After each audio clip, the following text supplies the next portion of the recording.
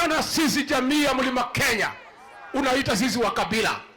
Wewe William Ruto, tukikuchagua rais wa Kenya, ulikuwa Mkikuyu? Alikuwa Mumeru? Alikuwa Mwembu? Alikuwa Mutharaka? Alikuwa nini? Alikuwa nini? Si ni Mkalenjin? Si tulimchagua? Mbona unaita sisi wa kabila? Nikwambia William Ruto, sisi hatuna ukabila.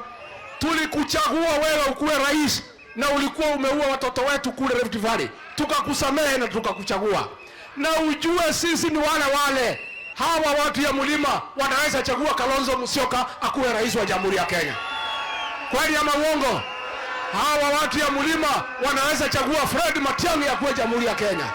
Hawa watu ya mlima wanaweza chagua Eugene Wamalwa akuwe rais wa Jamhuri ya Kenya.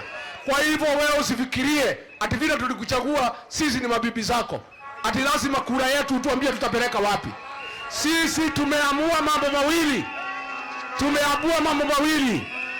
Mambo ni nani hata kuwa rais ya Kenya, hiyo tumemaliza.